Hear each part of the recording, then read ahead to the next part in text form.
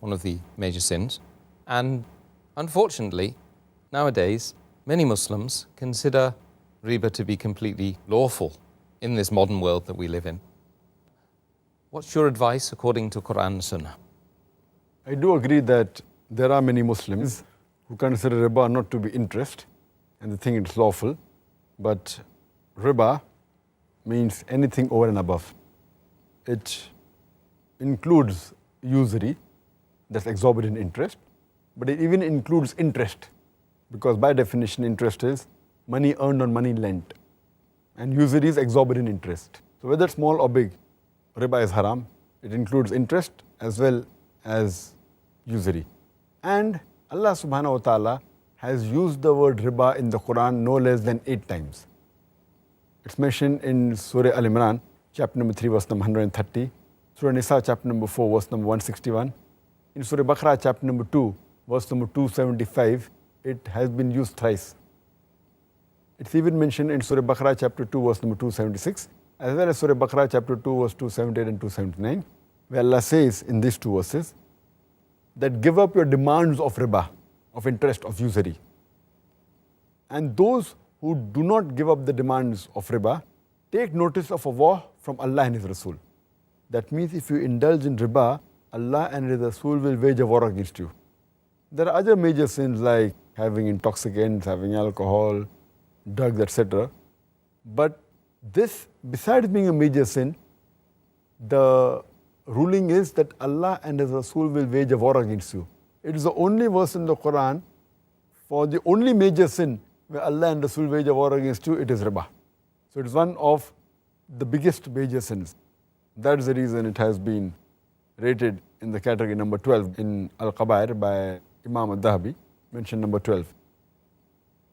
And as far as the punishment is concerned, it's mentioned in Sahih Muslim, volume number 3, hadith number 3881, the beloved Prophet Muhammad sallallahu alaihi wasallam, he cursed those people who accept riba and who give riba.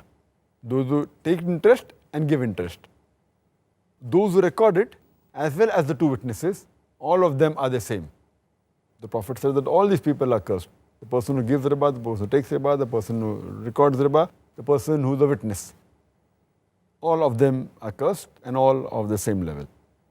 It's further mentioned in Mustadrak al-Hakim, hadith number 2259, the beloved Prophet ﷺ said that there are 73 different types of riba, different degrees of riba. And the lowest one is equivalent to a man doing zina with his mother. With the lowest level of riba, or the 73 level, is equivalent to a man doing zina with his mother. And this is a Sahih hadith. And it's mentioned in Musnad Ahmad, volume number 5, page number 225, also in same hadith repeated in Sahih Al-Jamia, hadith number 3375. The beloved Prophet ﷺ said that anyone who takes riba equivalent to 1 dirham, it's worse than a man committing zina 36 times. If you take 1 dirham of riba, it's worse than a man committing zina 36 times. So this is the punishment and the enormity of sin in Islam. And we see today that most of the Western countries, they are drowned in riba. Everything is an interest. You take a loan on interest, you can take a house on interest, you can take a car on interest, the credit card. So everyone, and in this scenario, it makes a poor man more poor. It can make many rich men go bankrupt. Otherwise, the other people, rich men become more rich. And there are various evils, and I've given a talk on this topic, interest-free economy promulgated by the glorious Quran, where I've proved all the evils of riba. And we see that today, a man will make more profit if he has the concept of Islamic business, profit and loss sharing, rather than based on interest. That's the reason most of the top companies, they're zero debt companies. They don't take loan from the bank. They prefer opening issues and having shares and sharing the profit with the public. That's the Islamic concept.